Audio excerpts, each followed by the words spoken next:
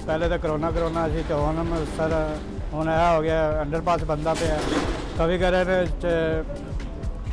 5 तरीक बन जाएगा, कभी कभी अगले महीने 20 तरीक में बन जाएगा। ये कितों तैयार होएगा सर, ये पूरी मुतासर हो रहा है इसका। 6 महीने हो चुके हैं लेकिन ये अपनी मुद्दत में पूरा नहीं हो रहा। जो इसका टाइम था ना अंडरपास का मुकम्मल होने का, उसमें ये पूरा नहीं हुआ, जिसकी वजह से बहुत मुश्किलात आ रही हैं। यहाँ पे जितने भी शॉपकीपर्स हैं इस एरिया में, वो उनके पास कस्टमर ना होने के बराबर है।